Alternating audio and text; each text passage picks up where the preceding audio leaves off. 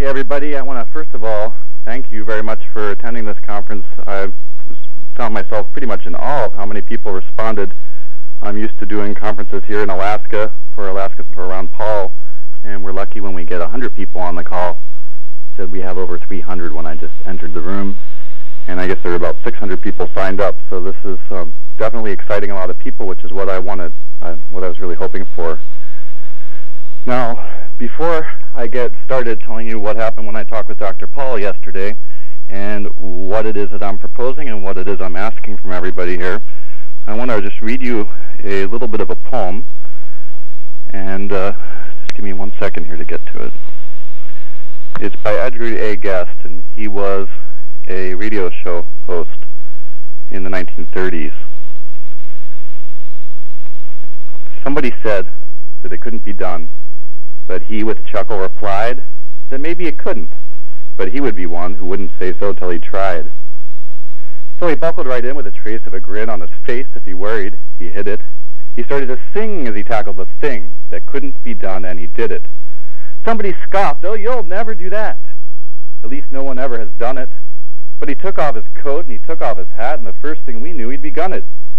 With a lift of his chin and a bit of a grin, without any doubting or quit it, he started to sing as he tackled the thing that couldn't be done, and he did it. There are thousands to tell you it cannot be done. There are thousands to prophesy failure. There are thousands to point out to you, one by one, the dangers that wait to assail you. But just buckle in with a bit of a grin, take off your coat and go to it. Just start to sing as you tackle the thing that cannot be done, and you'll do it. Now, to tell you, in 2008, I started the Alaska Ron Paul Delegates Meetup, and that's because I became a delegate to the Republican State Convention and didn't really know any other delegates or how things worked. And since that time, I ended up organizing the National DVDs for Delegates Project in 2008, which was an attempt to apply that principle and win over delegates in 2008 at the National Convention.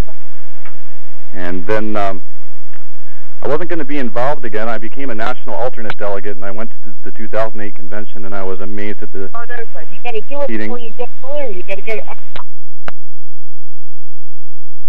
I was amazed at the cheating that was going on at that convention too, and that was a really hard convention for us Ron Paul delegates to be at. Just to tell you one little story, there were about 130 of us there from all over the country, and that's it, out of 4,600 people. We had 70 of us trying to pose for a group photo outside of the convention center, and there was one flag that one person had managed to bring with him. Our bags were checked on the way in at TSA-style checkpoints, and they took any signs. They took our Ron Paul Revolution books that was considered contraband at the Republican convention, even though he was a candidate. This one sign had the word liberty, and we stretched it out between us Ron Paul delegates. And just as our one person was trying to arrange all the cameras to take pictures, secret police people came up and grabbed the Liberty banner and took off. And that one word, liberty, was not to be allowed at the Republican convention in a group photo of Ron Paul delegates. And liberty was one of the original signs of the American Revolution. So I got a little depressed after that, but when Ron Paul started speaking again and was willing to run again, I started to get very excited, like most of you, I'm sure. And I watched every single debate and as many of his speeches as I could. And on New Year's, when Obama signed the DAA Act, I restarted my activism and started a Facebook group called Alaskans for Ron Paul 2012. Now, we worked together very hard up until our first PPP, the Presidential Preference Poll, to win delegates to our district conventions all over the state. And we had a head start because we had the people from 2008 tapping in right away. But we quickly grew, by Alaska standards, to over 650 people. That's a lot here. And we realized that we had the potential to actually change the party in Alaska. So we actually did our best to get district chair positions and bonus votes. And when we got to the state convention, well, before we got to the state convention, we encountered cheating on so many levels in so many cases where duly elected delegates weren't seated, where voting was rigged, where it's a long story. and I'm sure many of you have experienced that in different states. When we got to the convention itself, they tied up at least 60 of our delegates, which is a lot by Alaska standards, because the whole convention only had a few hundred delegates there, in the credentials. And so they were stuck in the hallway. They were not allowed to be seated. And for the first time in Alaskan state convention history, they kept the alternate delegates out of the main room. And they had armed guards posted, which we'd never had before, I was told. And we didn't have them in 2008. But nonetheless, we managed to get enough votes to elect new leadership. But then the party didn't follow its own rules and allow the rules report to come to the floor before the chairman adjourned the convention. And the rules report had one measure in it that was very important to us, because 2 years earlier they'd passed a rule that said the outgoing chair would stay in office until the following February. All the years before that, when you elected a new chair for the party, they became the chair right away, and that meant that our chair didn't run the Republican Party until next February. So it turned out that he'd improperly adjourned the convention, and the parliamentarian explained that to the chair. So at the State Central Committee meeting right after the convention, our chair, Randy Rudrick, said, well, okay, well, we'll have another convention in 6 weeks. So we worked our butts off to get every Ron Paul delegate we could back down there. It's very hard in Alaska because we're all over the state. I know this is a little bit of a tangent, but I just want to give you the context of where we're coming from here. We actually raised the money for over 22 tickets. People contributed their frequent flyer miles and money to help each other out. And we got 193 delegates back to the convention. But at the same time that we were doing that, over those 6 weeks, the party chair and vice chair and treasurer and secretary, they all were calling people. They were going on the radio telling people not to come to the convention, emailing people. They were interviewed in the newspapers telling people not to come. They were accusing us of lies, saying we were trying to overturn the delegate slate that we'd already accepted at the first part of the convention.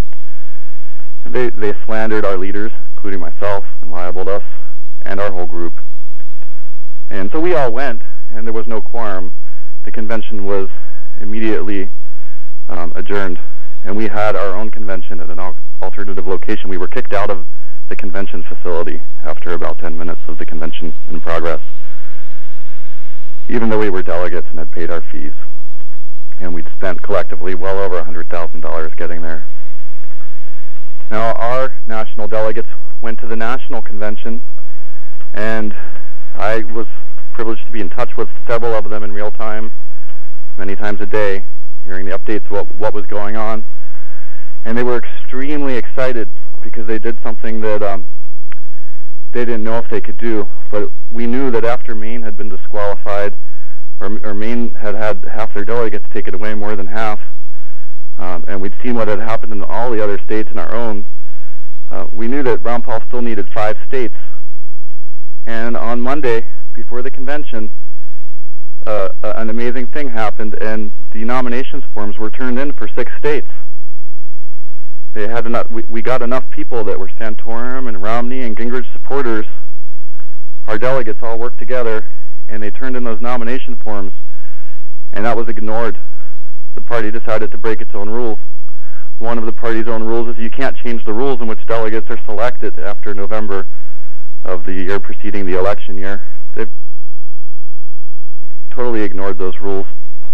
They ignored their minority committee rules report, and all of you who were watching the convention probably got to see that they did not follow any parliamentary procedure when there were objections or points of order, and a great injustice was done to all of our delegates, and by way of that, to every single person who worked to elect them, and the many millions and millions of dollars we spent to try and have a showing for Dr. Paul. They are so afraid of his message they cannot give him 5 minutes to speak or 10 minutes to speak, even though he's been a Republican for 30 years, and even though he has millions of Republicans supporting him, and even though he was the biggest draw of new Republicans to the party. Now, Ron Paul, made an announcement, it's reported in the media, that he's no longer a Republican as of Friday. And if you're like me, you're not ready to give up, and we cannot let these people win just because they cheated. And we still need a voice for liberty to vote for. And that voice for us has been Ron Paul. And I still want that voice to be Ron Paul. Now, I gave you a little bit of my past history so you understand how I got Ron Paul's phone number. It was given to me in 2008 when I was organizing the National DVDs for Delegates project after we did so well here in Alaska compared to many other states. And I've had that number for 5 years. I've only called it a few times. I talked to Ron Paul twice in 2008, and then I couldn't talk to him after he started a PAC to raise money for that project because it would be illegal because he had his own PAC running for president. And that PAC's been closed. And then I called and talked to his wife on the day of our April 28th, I think it was, the day that end of our state convention when we won the new leadership in the party. And we were so happy because even with the cheating of the party, and we know that here in Alaska we've made progress, and we now control 2/5 of the state central committee seats, and our new leaderships get seated. And whatever happens, we know that in this next cycle our leaders won't be subject to being, they won't subject everyone else to a fake process.